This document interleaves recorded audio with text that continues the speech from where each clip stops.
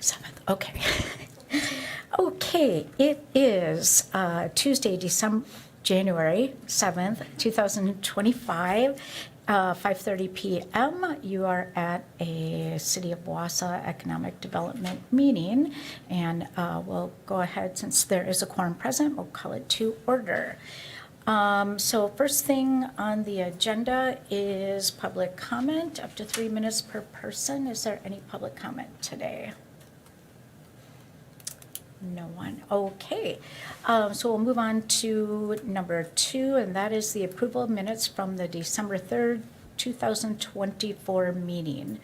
Have you all, committee members, had a chance to look over the minutes? Any questions, changes needed? No? Okay, then I'm looking for a motion to approve the minutes. Okay. Motion by Alder Tierney, second by Alder Killian. Everyone in favor? Aye. Okay. Anyone opposed? Nope. Okay, then that passes, and those will be put on file. Number 3 on the agenda is a parking space lease agreement with the Foundry on 3rd. Is that phase 1? Yep. Okay. LLC, anyway, Mr. Feifreck, turn it over. Thank you for the opportunity. So in front of you tonight, we've been working with Foundry on 3rd. Nick Patterson, one of their representatives, is available virtually if you have any questions for him. Laid out what the key terms of the agreement are, 100 unreserved stalls. Based on conversation that Nick and I have had over the past couple days, we're going to reserve or allocate those stalls so they're on the 3rd floor only. That makes the most sense for them as well as us. Their skywalk, which is going to go from the parking ramp to their building, will be on the 3rd floor.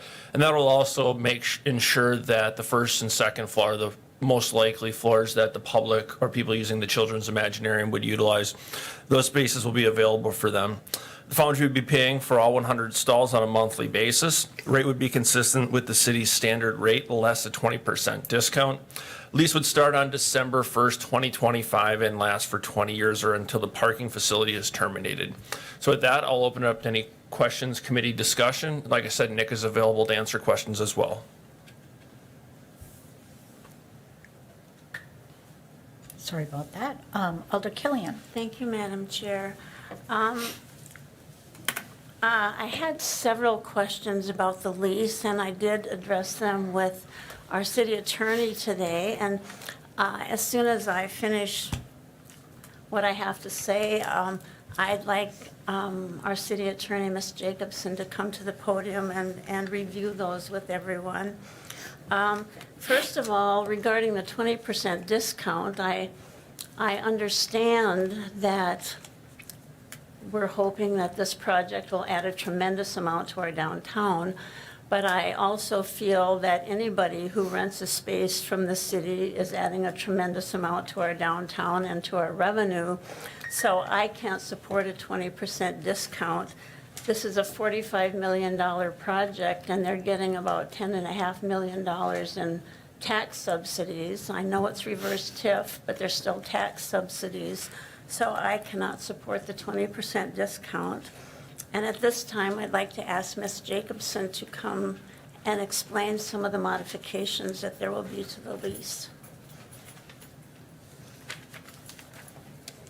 Sure, thank you. I responded just to Alder Killian as Randy and I both provided input to her, but to share that with the remaining members of your committee.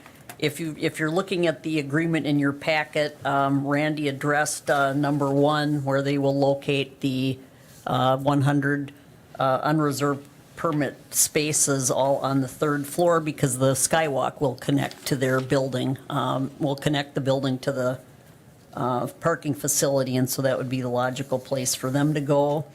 The 20% discount appears in your paragraph 3. That's a business decision that's up to your committee to discuss and for the council to decide. Randy touched on paragraph 5 also, was the duration.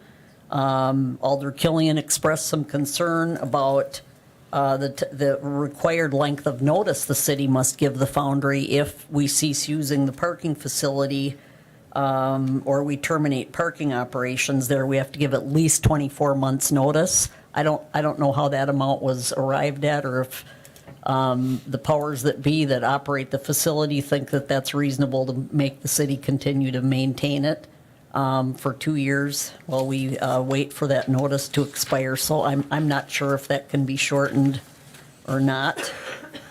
Then turning to paragraph 8, maintenance. She inquired about sweeping and snow removal, specifically of the 4 things the city is responsible for conducting there. We do have a downtown contract with the business owners to brush, snow sweep, if you will, and shovel the sidewalks along the main business district downtown. As I explained to her, I think the reason for the city taking on this responsibility is because it is our parking facility. The city does own it.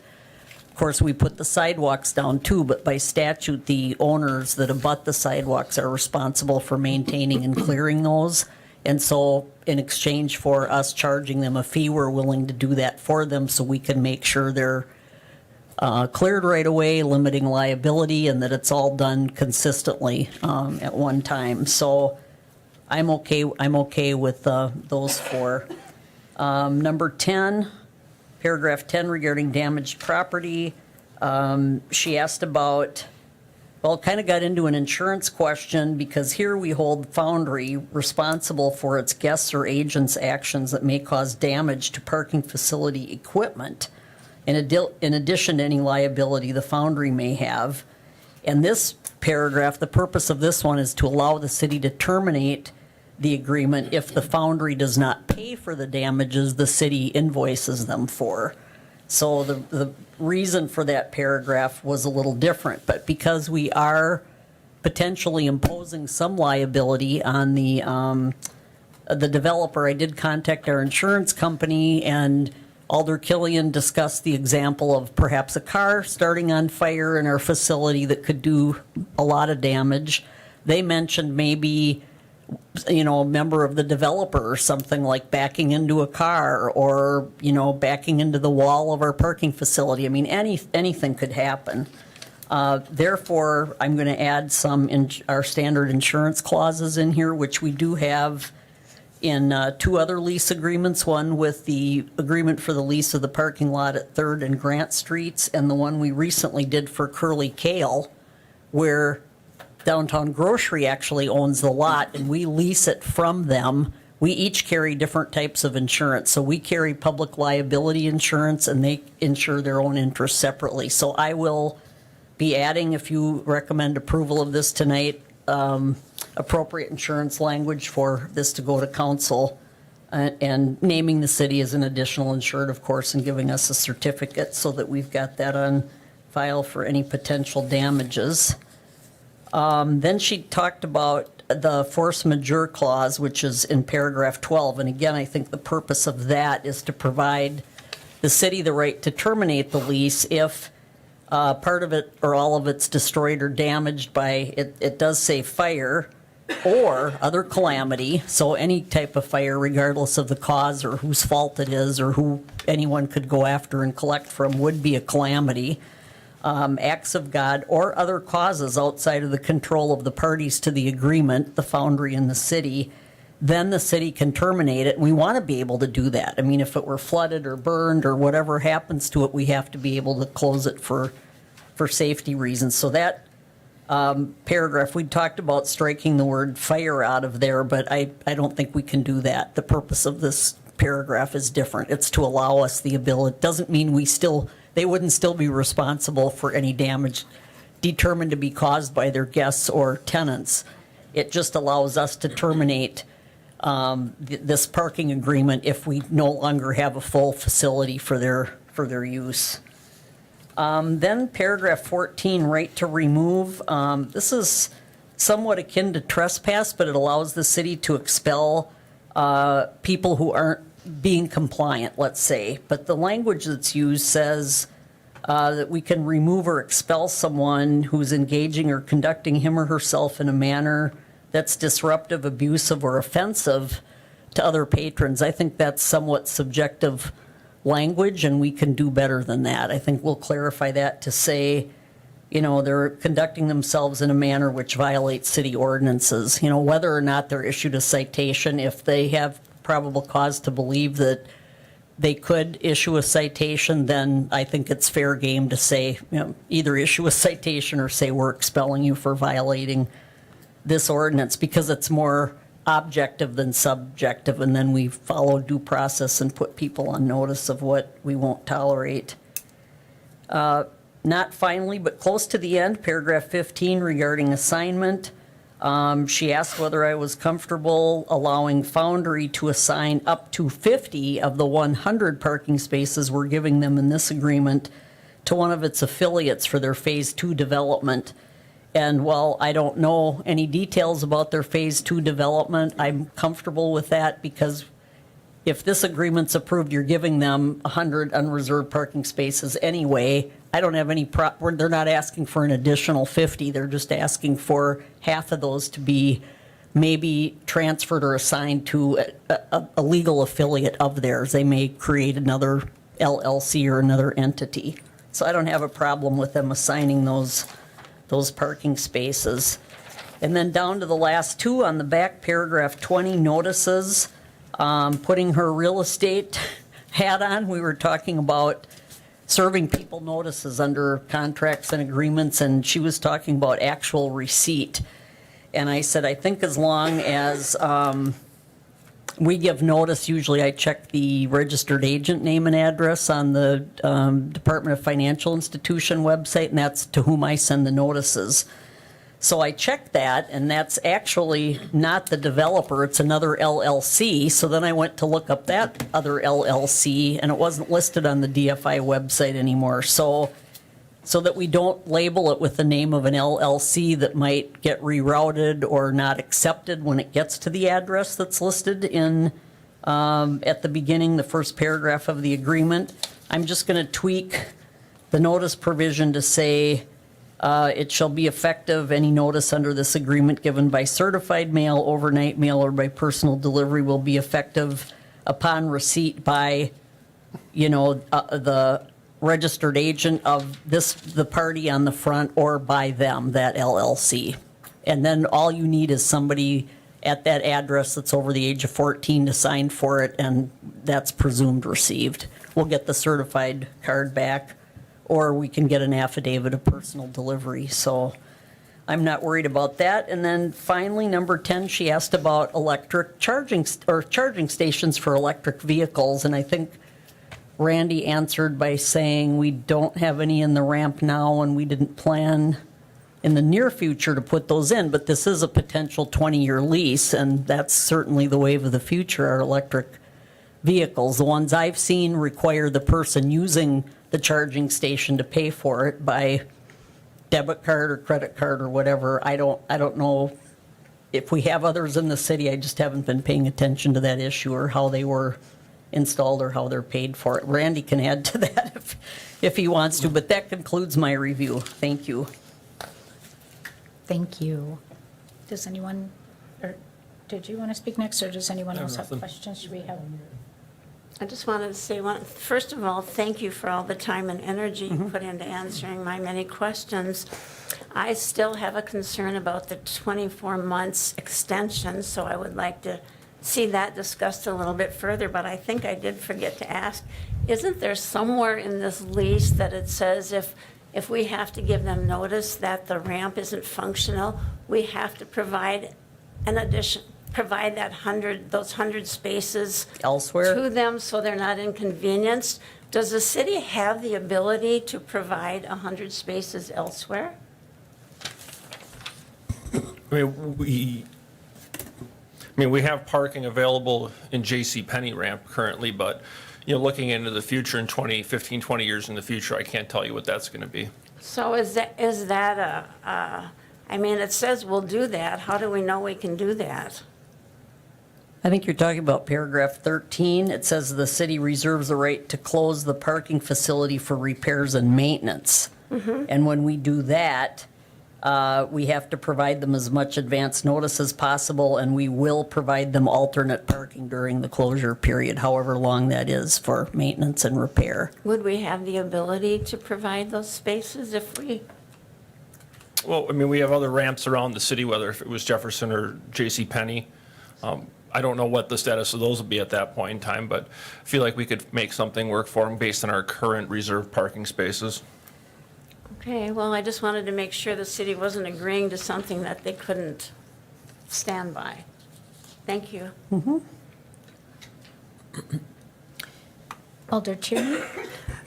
Randy, I don't know if you can answer this question, but what is the normal rate that we would be giving them the 20% discount on?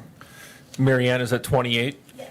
$28 per month. Okay, and this, so we would be down to 22, 21 and change about. We're giving them about 560 off of that, if my math in my head is. Yeah, it'd be $22.44 at the current rate.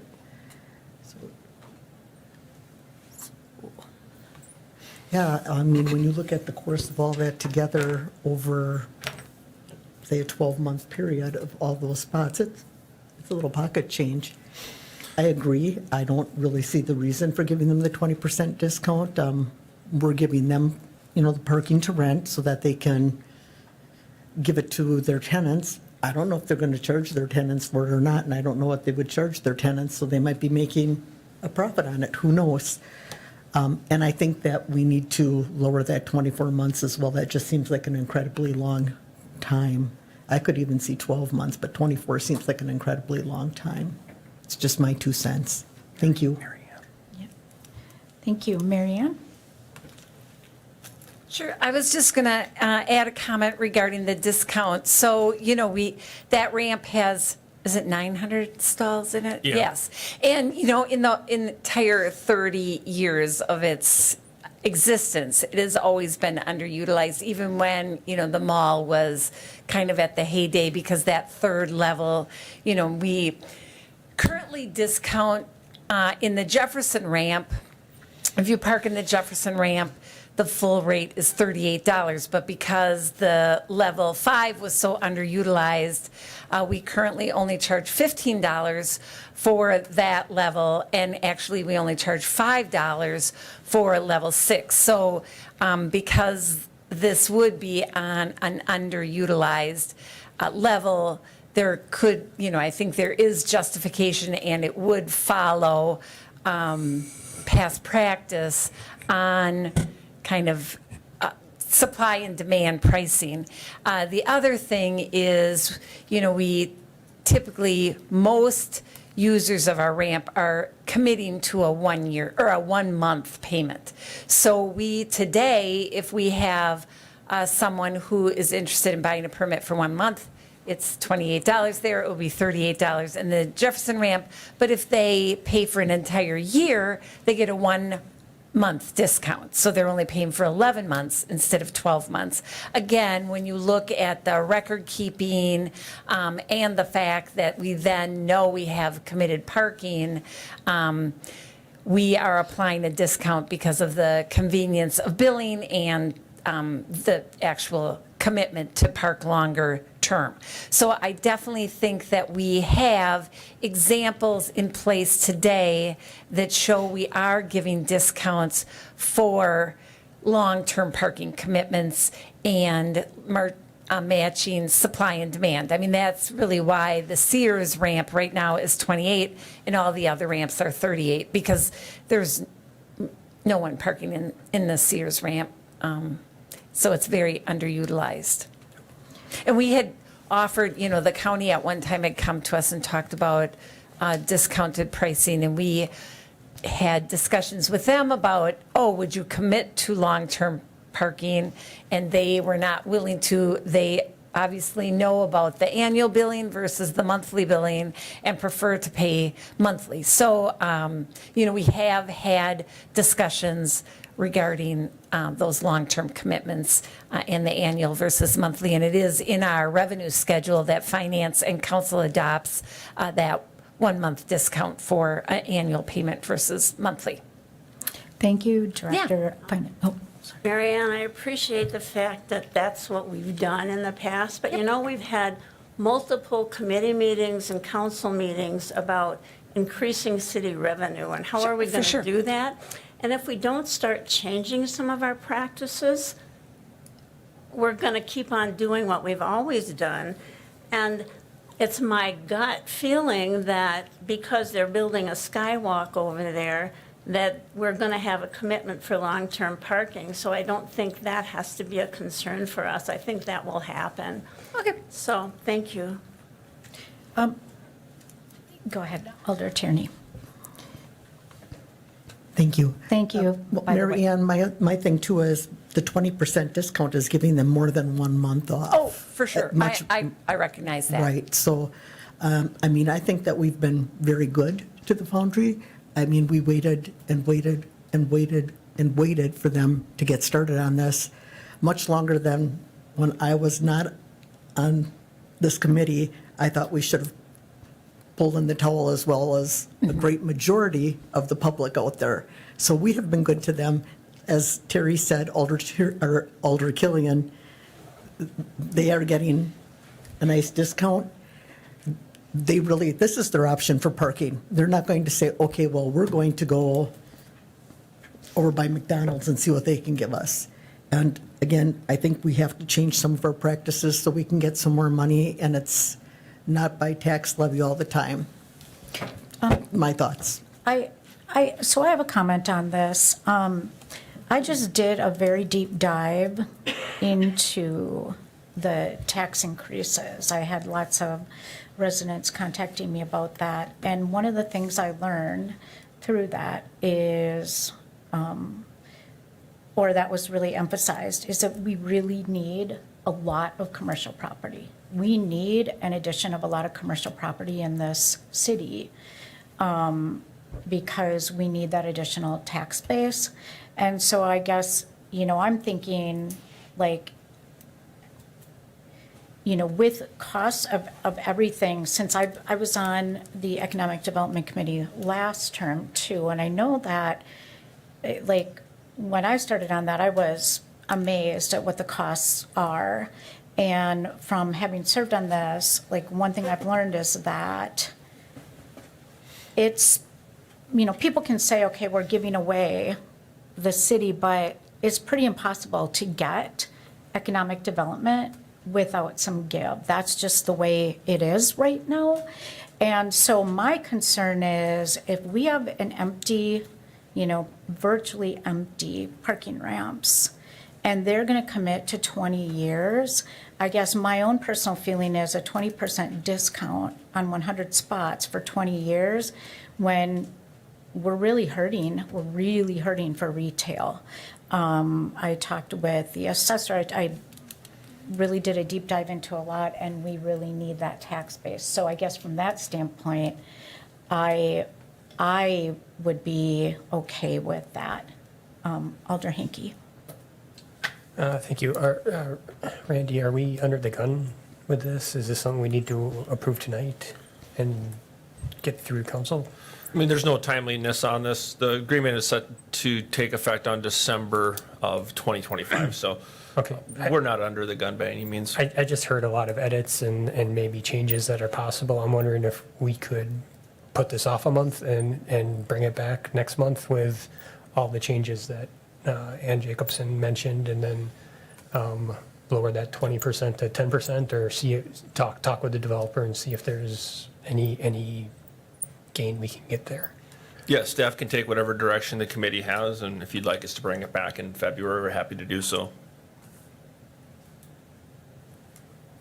I guess I will make a motion to table this then for a month and make the changes and bring it back next month. Okay. I second that. Thank you. So motion by Alder Hinkie, second by Alder Tierney. Any other questions or comments? I think the motion is not debate. Not debatable. We have to, or not, we can't speak on that, so we have to. Okay. All in favor? Aye. Any opposed? No? Okay, so that motion passes to table it until next month. Thank you.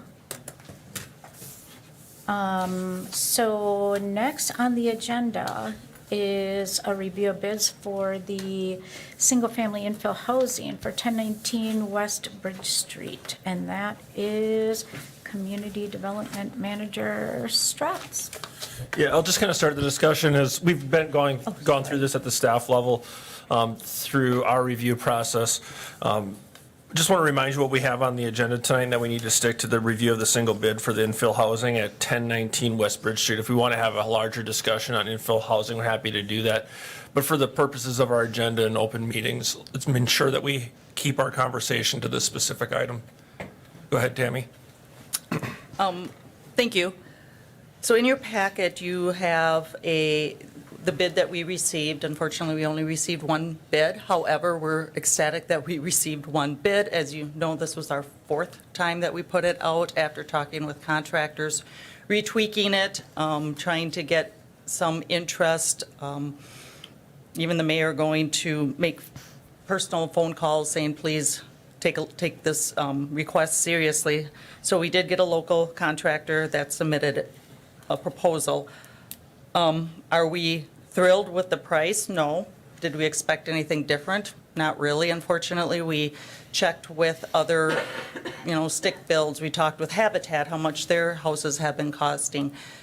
Just look at the market, what kind of prices current houses are bringing. It's expensive to build.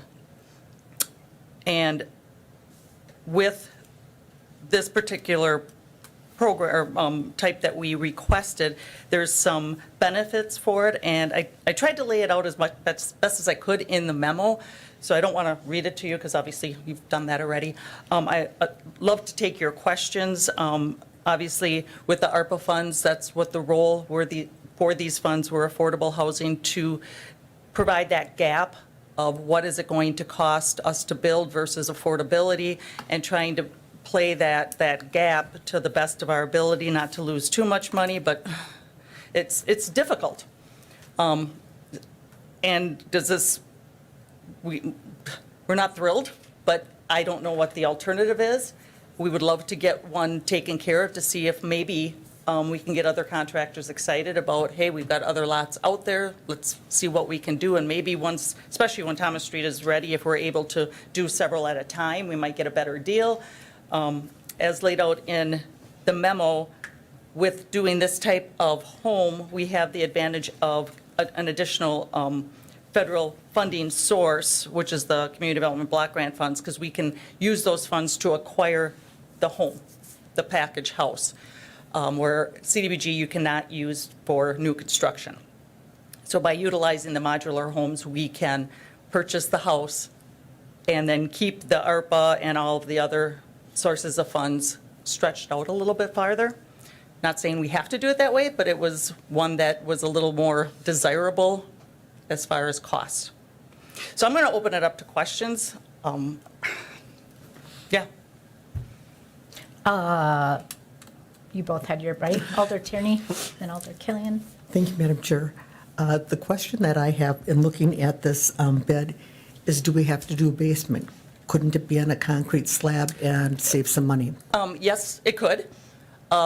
We have a couple of, I don't want to say issues, but if you do a concrete slab, you still have to provide some place for storage, and you have to have some place for utilities. So that would increase the size of the building, because you'd have to have a utility room. Where are people going to store their stuff? This is Wisconsin. People always talk about, if there's not a basement, what if there's a tornado? There's all these things that we hear. So could we do it? Sure. Would it save us a lot of money? No. Would it save us some? Sure.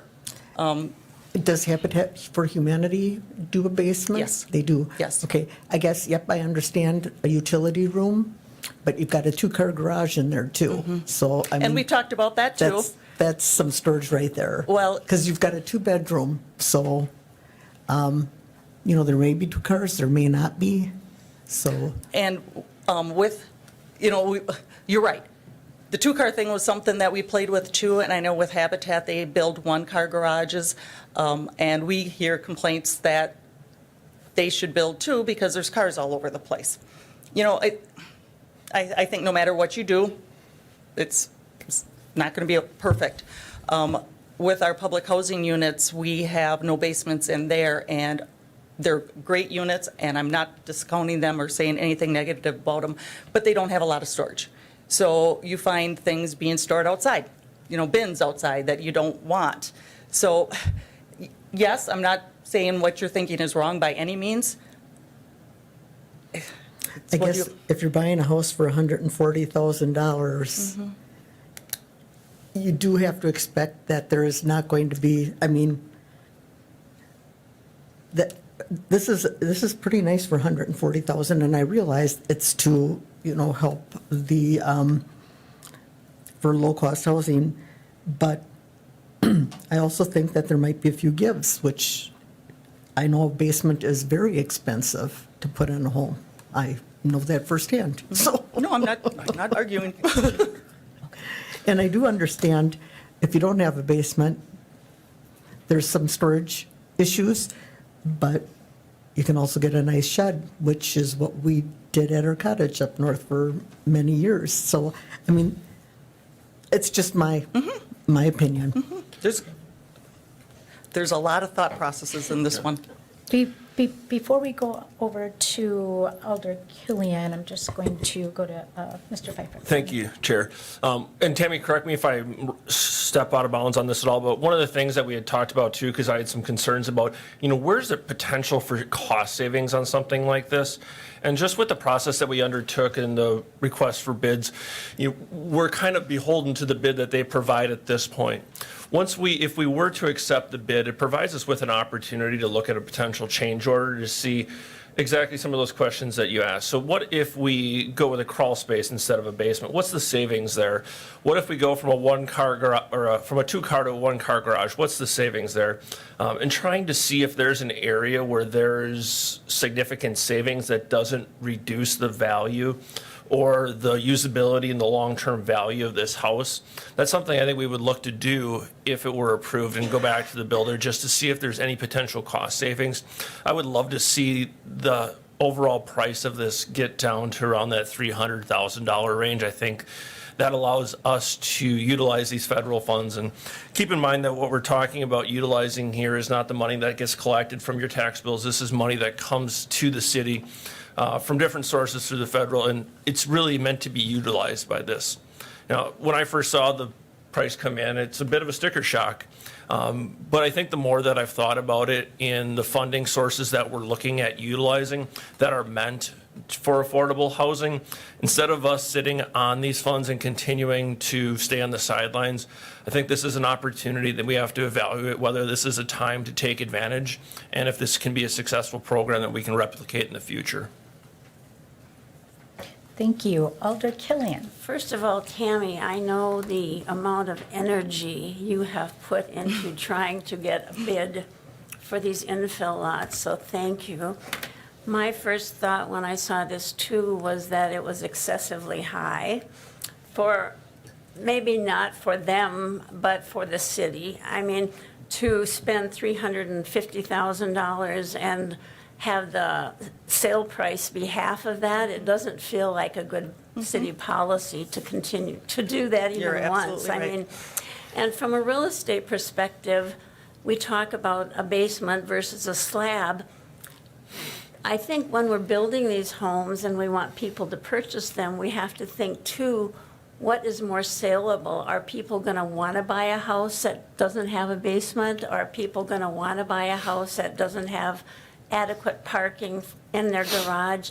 So I think those are all factors, but I think what Randy said is to go back to, if we want to take this bid seriously, to go back to the developer and ask them, what can we do to cut costs? And maybe putting out an RFP, the city should have said, this is the amount of dollars that we feel we can spend appropriately, so that we didn't get bids that felt excessive to us and that didn't feel realistic. I don't know about RFPs. Yeah, and I, when talking with the developers, they had asked that question of what's your budget?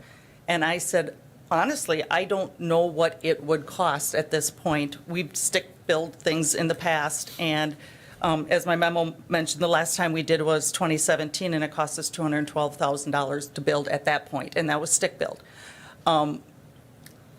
So I don't know what a modular home would cost. I've never bought one. I didn't know. I mean, yeah, you can go out there and research, but it doesn't always tell you everything. So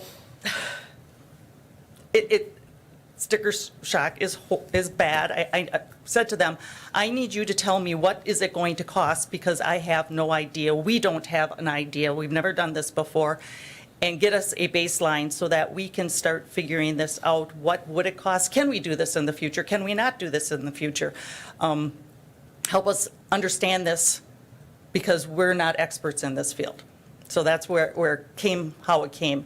And it was difficult to get them to put pencil to paper the way it was, and I think I want them to be honest with me and say, what is it going to cost? And if I said we only had $250,000 to play with, I think I would have got laughed out. I did, when I saw this, I did talk to Mayor Denny about it yesterday and told him that I felt it was awfully high. And Mayor Denny said that he has talked with Randy and you about some other possible options. And I went into my database and looked at the price of existing homes. And an existing home is always going to be cheaper than a stick built. And I did look, and there are some awesome, and I don't know if they have accepted offers on them, but there are some awesome houses on the market right now that are 2 and 3 bedroom homes with garages and basements and nice interiors on the market for $165,000, $170,000. So to think of spending $348,000 for a 2-bedroom home just does not feel, It's hard to swallow. yeah, it doesn't feel like that's something we should be doing. I know I mentioned to Mayor Denny, I said, I know Colby and Colby's going to be knocking down some houses, I think, because of their development over there. I said, I'm sure they have some nice 2 to 3 bedroom homes over there. I mean, I have no idea what it costs to move a house, but why not, instead of accepting a bid that feels this extremely high, take a look at those options and say, maybe it would be nice if we could save some of those properties and find out what it costs to move them. I mean, I think that would be a viable option. I agree with you. We did that with Thomas Street Phase 1.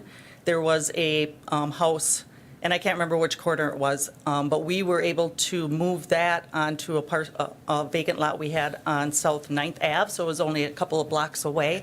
But once we moved it and rehabbed it, it also cost us about $280,000. And that was how many years ago? So I agree with you. We're talking about that we would love to do that, to save some of these parcels. And yes, we talked about the rehab because we've done that in the past too. And that's great, but it doesn't help us get additional housing that we need if we don't do new construction, because otherwise these are existing. We need new housing.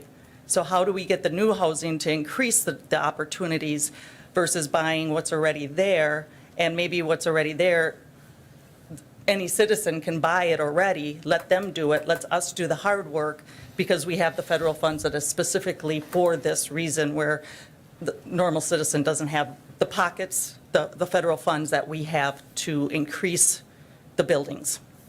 Well, I just wanted to express those concerns and say that maybe we should be looking at some of those other options instead of jumping into something where the city's going to lose. I agree. I just don't think that no matter how long we wait, I think the amount we lose is going to continue to get higher and higher, because pricing's never going to go down. I did it on my own house. We refused to side even though we needed to, and it got us, we had to pay double this year because we had to do it. And I think everybody's feeling that pinch, and all the contractors I talked to say they don't even, it's never going to go down to where it was. I think, Happy Meals aren't ever going to go down to where they were. And I'm not trying to be flip about it, but I think it's reality that this is very hard to digest, because we're used to building houses for $150,000. unfortunately, that reality is gone. So either we're going to have to accept it and try to do something, or we don't, and then what's our alternative, and what are we going to do with these ARPA funds, and how are we going to get additional housing out there? Well, like Randy said, why don't we go back to the developer and see what we can do to modify this price and tell them that it just feels too high for the city at this point in time? That would be my suggestion. Wouldn't we have to accept the bid first in order to be able to talk through change Otherwise, orders? if we start negotiating prices, we technically have to put it out for bid again. Correct. That's my understanding. Alder Tierney, and then Kesselman. Thank you. Do you think possibly because they had seen these RFPs go through time and time and time again, that they're putting a little extra oomph on that pricing? I would not discount that at all. And my other question is, okay, so we spent $350,000 building this house. They come in and pay $140,000. What's to stop them from turning around and selling this house at a large profit? As my back page of the memo explained how we're looking at making sure that doesn't happen, we would do pretty much what Habitat does is what they call a silent second, that gap of what we sell it for versus what it's worth. We would put a mortgage against it for $150,000, whatever that dollar amount is, and for the first 5 years, none of it is forgiven. If they sell within the first 5 years, they have to pay us back sales price plus that gap. And then in order to help them get their equity, every year thereafter, we would forgive about $13,000, but it would be a 20-year mortgage.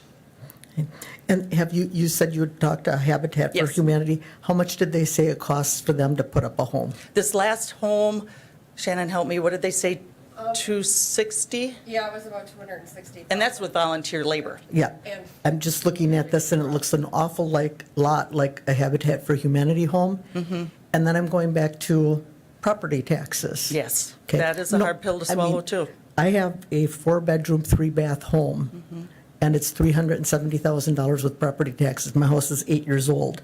So you're telling me that a 2-bedroom house it costs just $20,000 less than my 8-year-old home that 8 has. years ago? Yeah, Absolutely. I'm not talking about what I paid to build it. I'm talking about what its assessed value is. Sure. So I have a really hard time. If Terry put this on the market, I don't think Terry could sell this house at $350,000. Well, again, yeah, not in your neighborhood, yeah. So I'm just saying that the cost to build it and the actual value of that house are not syncing with me. I'm not arguing with you. Yeah. Well, and keep in mind that even though we'd be building it for 350, obviously it's going to have to go through the assessment process to determine what the assessed value is for taxes. But like we said, it's going to be significant. It's going to have to be something that gets wrapped in for an understanding for the qualified buyer, that they're able to escrow that amount of money, that they're going to be able to continue to make payments. It's going to be viable for them, a good investment for them as well. And that's where even when we did the technical house built with the technical college, and we sold those houses for about $140,000. And again, this is many years ago when it was a great program, and we made money off of it because with the free labor, we just paid materials. It might have cost us $80,000, $90,000 to build. We could sell it for $120,000, but the assessment came in as it should and put a real value on it. And they put the value on maybe $160,000, so they had to pay those taxes. Right. And I'm not saying that the city should not take a hit on this. I mean, the whole purpose of this is to be able to offer affordable housing. So I know that regardless of what contractor or however we would do this, the city's going to take a loss.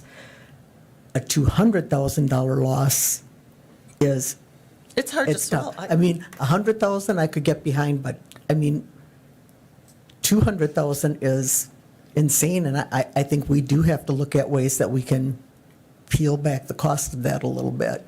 And I can appreciate that. The other thing is I want to be very cautious about how we peel back because I don't want a house that's not going to sustain. We've Well- seen that in the past too, that there were house builders that used very cheap material, and I don't ever want that reputation. I think we need to be very cognizant that we don't use cheap materials because it's going to reflect us. Okay. But have we even talked to anybody about how they feel about this builder or what their experience has been with this builder? In the bid, we received other houses that they've done. Have I called them specifically? Honestly, no. Okay. Just because we want to see what you guys feel, because this is a hard one. Right, but I mean, when you're talking about using substandard materials, or how do we know he doesn't? Well, it's a modular home, so they basically have their set of guidelines of what they're using. So it's not like they're going to go out and swap cedar for pine or oak or whatever. They pretty much spec'd out what they're going to put in and what type of materials they're going to use.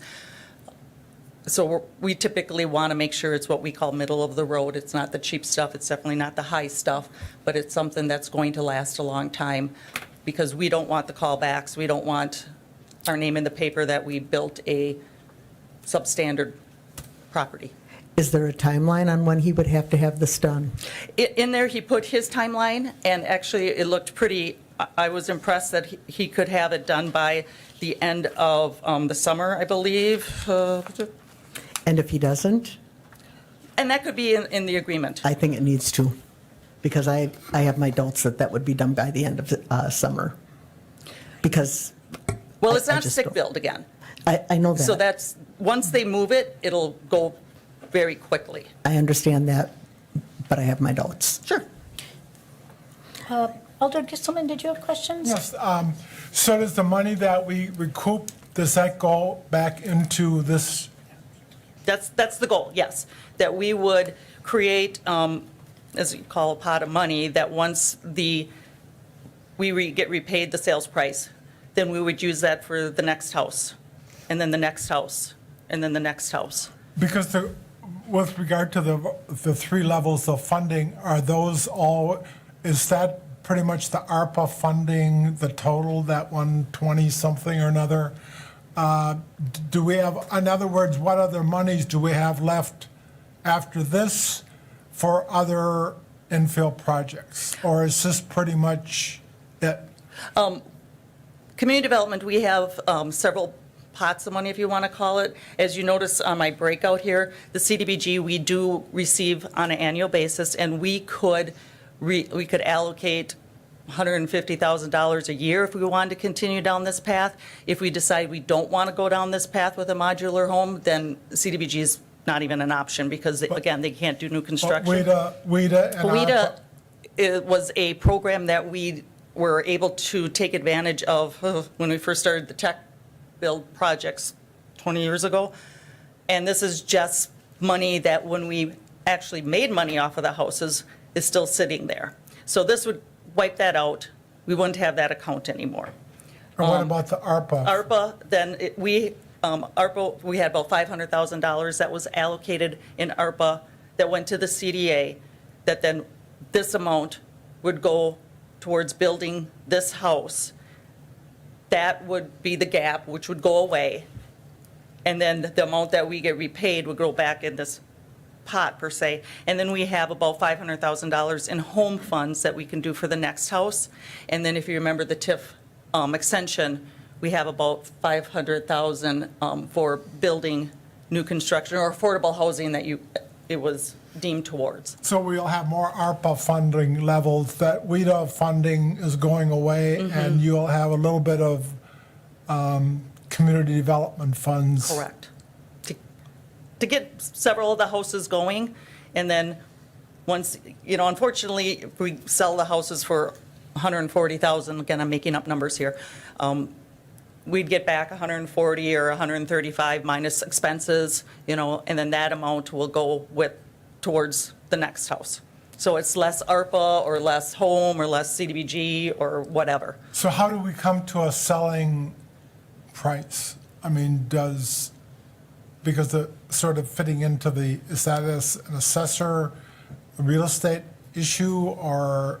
It's fitting into- affordability issue. What we've done in the past is we take a look at, and that's why we kind of have this big gap too. One, we want to hear what you have to say. I know when we first started talking about this, we would love to sell the houses for $100,000. I don't know if that reality is there anymore, just because with affordability, with the assessments, with homeowner insurance costs as they are, that escrow amount is for a new home buyer is high. So what would we be able to sell the house for? I did a quick calculation based on HUD standards for a single person household can make up to $53,000. So you take 30% of that, and then they ask you, what are your other expenses? Well, every home buyer has different monthly expenses, so I put in $250. It came back that we shouldn't sell the house for more than $110,000. And that's based on a 6.275% interest rate. So, which is kind of where it is today. Could it be less tomorrow? Maybe. Could it be more? Maybe. So I was just trying to get a gauge as to where our income levels are versus what could they afford. So that's the killer. We would love to sell it for a little bit more, but does that help that lower income household? No, then it's going to make it unaffordable for them. Okay. There's no easy answers here. Just one more thing, Tammy. What I hate to see is I hate to see us get ourselves in a position of saying, well, we have to take this because we've only got one. And I know we've been struggling to get more bids and more developers interested, but it really feels to me like instead of putting ourselves against the wall and saying we've only got one bid, nobody seems to agree that it's what we want or that it's really a practicable solution. So instead of getting backed against the wall, it feels like we should say we can't do this bid. That's how it feels to me. And then looking for some other options. That's. And I'm fine, you tell us what to do. I would love to know what those other options are though, because I'm open. We've tried many different things. I don't know how we can increase the number of houses that we have out there. Well, as we talked earlier, possibly those options are finding a home that Colby might be gonna knock down and moving it. And I don't know the cost of that, but I would guess it's gonna be considerably less than $350,000. I went and looked at the data on homes that are for sale right now, and they're not homes that are being knocked down. Really nice, livable homes for $160,000, $170,000 with a nice front porch and a garage and so forth. So I think there are other options. That's just my personal feeling. Alder Hinkie. Thanks. So I've been on the council now 2 years, and we always talk about how we need affordable housing, and these guys bust their butts and bring us stuff, and it's not the dollar amount we want. We got to take a loss. That's just kind of the environment we're in, and I'm getting sick and tired of us not going forward and having a chance to actually build some affordable housing and to make a difference. Yeah, it stinks we only got one bid, but I would feel okay going forward with this bid as is, and hopefully start the ball rolling where we can actually start building some affordable housing and selling it to families that need it. Thank you. Thank you. Mr. Pfeiffer. Yeah, and to Alder Killian's point, I think you make a good point in terms of future. Excuse me, I'll turn my mic on. I think you make a great point in looking at future opportunities, but keep in mind, this isn't just a one-time thing that we're doing in the city of Wausau. We've got a number of infill opportunities, whether it's this particular lot, other areas that we have. So we have the opportunity to look and take advantage of a number of different avenues in terms of potentially moving some older houses, especially if logistically it works out. Sometimes it's very difficult to move them for long distances, especially within a dense city like we have. Overhead lines, a number of different things. One of the things that we've heard repeatedly in this process is that this Bridge Street parcel is complicated just because of how dense it is. It's an infill lot. You have a smaller lot You've got a lot of things, neighbors are close. One of the things that I think that really contributed to the lack of bids and the lack of interest on this, but I think that it is a great way for future projects to look at when the opportunity arrives, that we take advantage of those and looking at anything that we can to provide affordable housing. You know, if it's an existing house, if it's going to get demoed, let's find a way that we can keep that on the market on a new parcel. I think that makes a lot of That's sense. a great idea. And I'm sorry, Nope, just to go piggyback on what Randy said, we've offered this lot to Habitat many times, and it is not a desirable lot for them to work on because they think it's a difficult lot. There's houses right on top of each other. So it's one of those lots that we've had on our website saying, hey, you know, let's do something with this, and people look at it and they're like, no, we don't want that. So it is an undesirable lot. I would love to get something on it so it can be back on the tax base. And yes, are we going to take a loss? No matter what we do, it's going to happen. But that's just my opinion. One of the questions I had is if we don't do this, what do we lose? The money, I mean, we have to give some money back, right? If we don't Well, if we don't use it? if we don't do this, we have to figure out what are we going to do with the ARPA funds. I mean, Okay. obviously, we It's the gave it to the ARPA. CDA, which is great, but they have to use it for affordable housing. And we promised that we would be a good partner with them. If we don't do this, what are we going to do? And their CDA board would have to approve a change too, because they have agreed that we are going to build some houses because we need affordable housing. And obviously, this contract's going to have to go to them too because of the funding mechanisms. We're going to have an interagency agreement for the use of these funds. But if we don't use these funds, yeah, we'd have to figure out what else are we going to do with the ARPA funds, the CDA or the CDBG funds, the WIDA fund. I mean, we could always find a home for it somehow. Maybe we rehab, maybe we do other things, which I think is all good things. It's just we are still stuck in we're not creating more housing, which we need to create. We have a deficit we need to create. Thank you. So one thing that, I mean, I felt the same way when I saw the numbers as you, Alder Killian and Alder Tierney. I called Mr. Pfeiffer, in fact, when was saying like, okay, what about this? What about that? What about Habitat for Humanity? What about something else? And so I think, you know, we all know it's such an inflated, everything's inflated right now. But, and I guess as far as moving a house, like if that was possible, that would be great. I do come from a family of builders and friends who are builders. So I will say that, I mean, my parents built several homes, duplexes, my family did.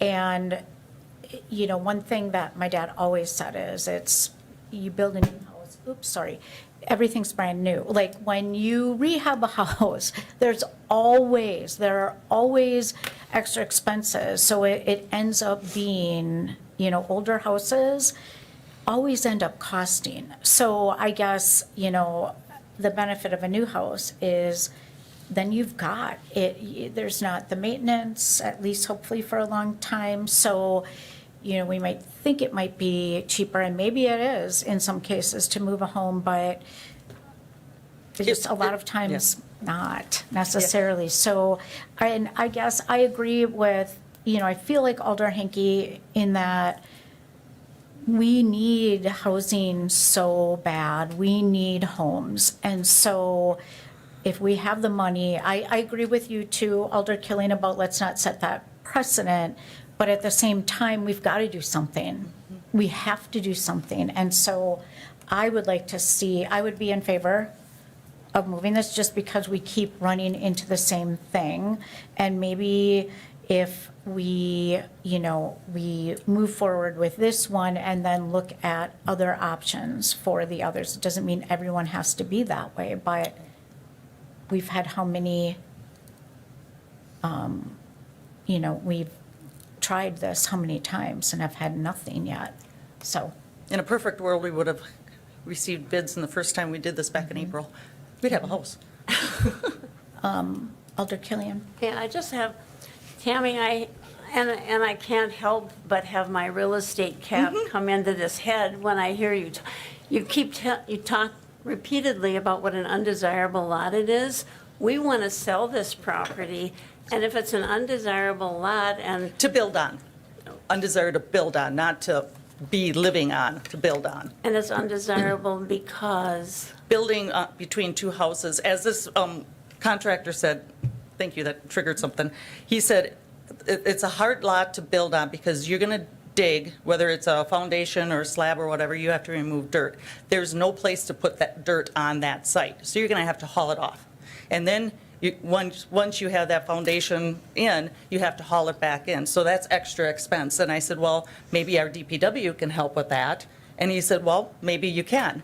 And then that would save some money. So there might be opportunities like that.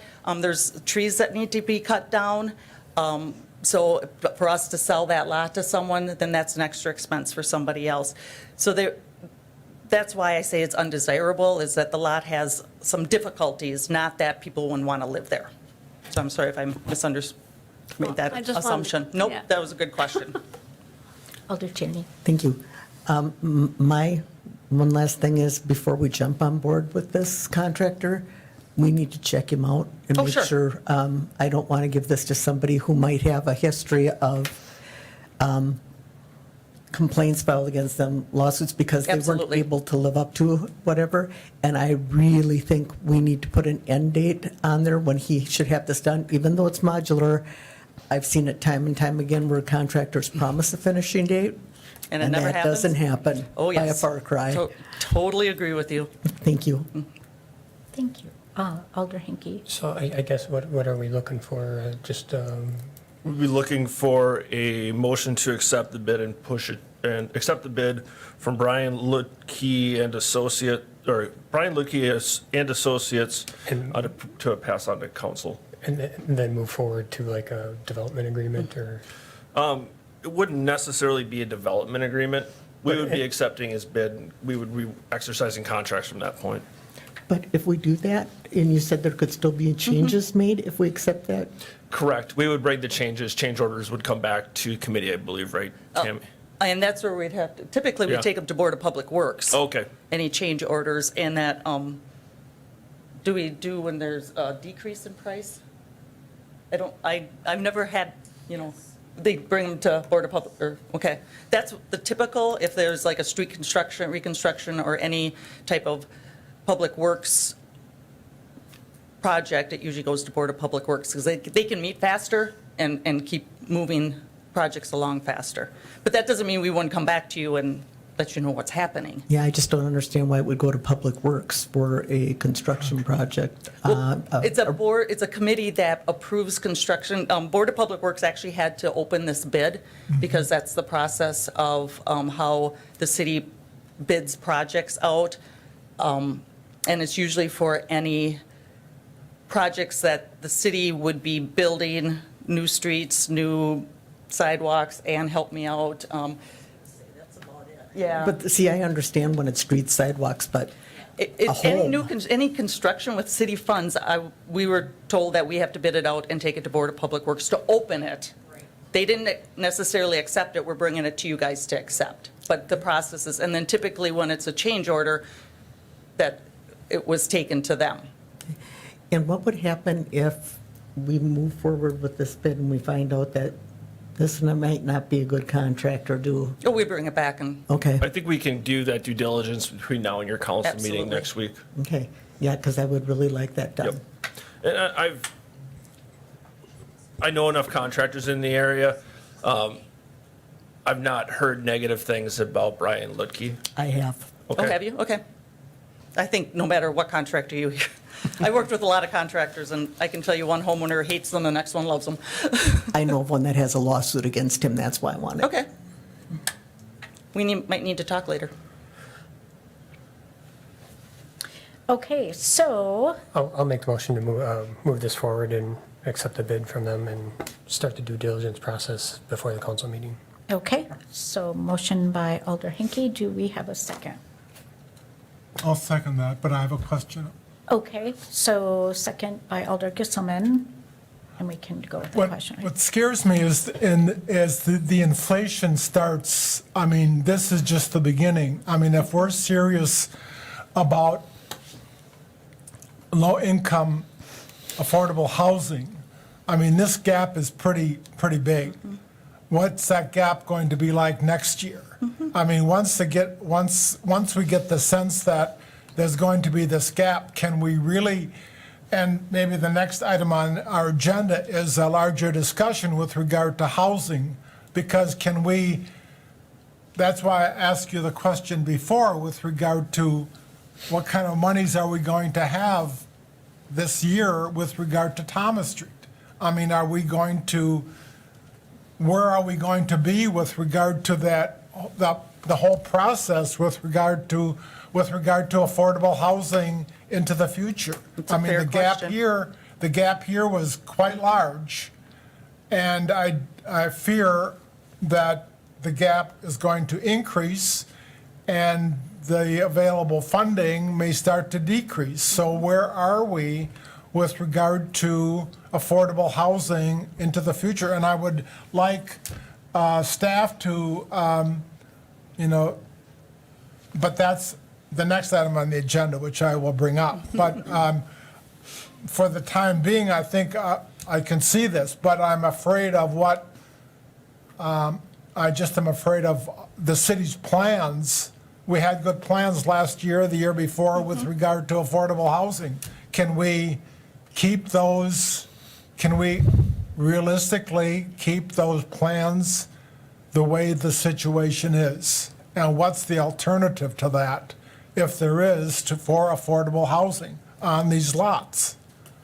It's a very good question. I can't tell you what next year's going to bring. We squeezed our numbers to figure out with all the sources of funds that we do have that's allocated right now, that we were hoping to get. Previously, I was hoping to get maybe a dozen houses. Realistically now, I'm thinking it might be closer to 7, 8, because we were thinking we could build for 250. Well, we were off by quite a bit. Do we think that this is going to be a program that we're going to continue forever? I don't believe so, because I don't think building single-family homes is sustainable for us. But I think it's this, because of the funding that we do have and this strange opportunity that we have with the federal funds, this is our opportunity to make somewhat of a difference, and knowing that this is not something we're going to be able to do 10, 15 years down the line. If we could be building like Habitat does with volunteers, that's different. And when we were able to do that program with the technical college, I loved that program. It was great. Unfortunately, it's not a program anymore. Would I love it to be back? Yes. And do we need it back? I think so. But I don't control that. But no, it's a fair question. I just can't answer it for you. Well, I think we're telling the community,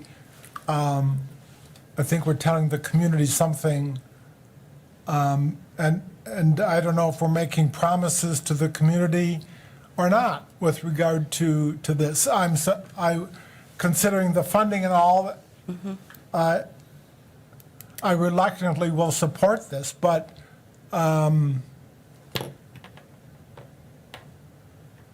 I just have some I can't serious guarantee- questions, and yeah. I would like the city to start to explore really what are, but that's another topic. I can't guarantee that there's going to be community development block grant funds this year. They still haven't passed a budget. I'm hoping that there will be, but unfortunately, we're dealing with higher-ups. And Right, of and course. I just continue every day hoping for the best. Thank you very much, Tammy. So, okay, so we have a motion then by Alder Hinkie and a second by Alder Gisselman. All in favor, say aye. Aye. Aye. Any opposed? Alder Killian and Alder Tierney. Okay, so 3 in favor, 2 against, that motion passes. Thank you. I got run. Oh, I'm sorry. Oh, you can. He's good. Okay. Just if you can excuse him. So, okay, you can be, Alder Hinkie will be excused.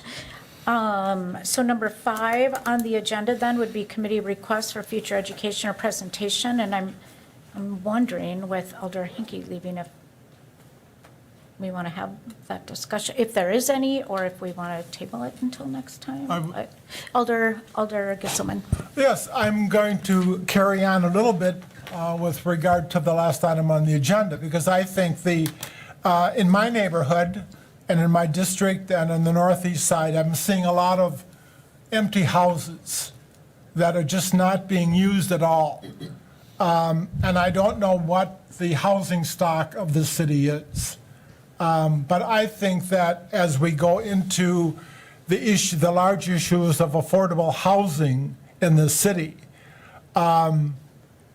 where are we with regard to vacant lots, with regard to empty? And I'm sure these houses are paying taxes, I don't know, but they're empty.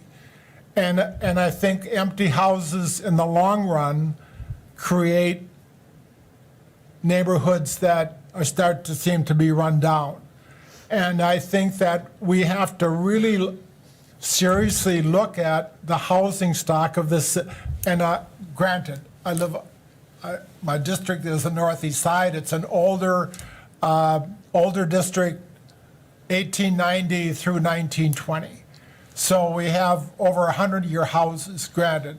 But I think that for us to move confidently into a future of housing, I mean, we're talking about large apartment houses, we're talking about large infill on the riverfront, we're talking about downtown housing. What is our housing stock and what's the future of our housing stock going to be? And this is just not a next month thing, but I think that we have to seriously figure out the future, how we're going to be proceeding with affordable housing. Is that really realistic now that we see these kind of numbers? I don't want to go back on our drive for affordable housing, but yet we have to, in the light of expensive housing, we have to be cognizant of what the situation is and be smart with regard to how we go forth. So somewhere in the future, I would hope that we can have that kind of a discussion. Thank you. Alder Gisselman, if I could offer, I've seen some really interesting data in terms of some of the information we're able to pull for graphs and data. Ask some of our planners to put some of that together, and we'll present that at some point here in the next couple months. It's really interesting data that shows the average dates of homes, owner occupied versus rental is really interesting. We can pull some of that data and we can have a more fruitful discussion on that. I think that would be good for everybody. That would be great. Oh, Alder, sorry about that, Alder Tierney. And I agree with you, Alder Gisselman, and I also think it would help with reduced blight. If you've gotten some of these older homes, and if people have kind of kicked them by the wayside, they're empty, they're not sellable, you pick these up for hopefully a very reasonable price. You can fix them up, it can be affordable housing, and you're also helping neighborhoods not to have rundown, blighted projects that reduce everybody else's property values around it. So, I mean, I think it's something to be explored. Thank you. Thank you. I would agree on that as far as, I mean, I know that there are entities that are doing that, private entities, and then selling them, flipping homes. But it would, yeah, and so it would be, I don't know if that's anything the city could ever do, like, I don't know, but yeah, I agree, because we really do need owner-occupied homes. I think we could somehow fit that in. I think that really gets to a deeper discussion of our goals for infill housing and how we want to utilize some of the funding sources we have available. We do have some money set aside for rehab. I think there's some really good opportunities there that I'm seeing in the community that we might be able to purchase up some of these vacant or tax delinquent properties that have houses on them, rehab them for significantly less than what we're looking at building a new single family for. And I think the most important thing that I look at when we're trying to do these different programs is making sure that we're making investments into these houses and also making sure that they're putting in the hands of owner occupied. That's the best way for people to build equity within their homes, create wealth for themselves, and create a long-term home in our community. Just a further note, rentals do become for sale. And if the city of Wausau had some kind of a program policy with regard to moving in that direction, I think we could exactly turn some of those rentals into owner-occupied and let the new owners take care of their housing instead of sometimes the landlords aren't that proficient. Thank you. Thank you. Other questions, comments? Can I offer up education on TIF at some point if we bring somebody from, say, Ellers or somebody from the outside in? I think they do a really good job of providing an elementary level understanding. I think that might be good that we can, especially so we can have it on tape and share that with the rest of the council as well. If I can look at sometime this year.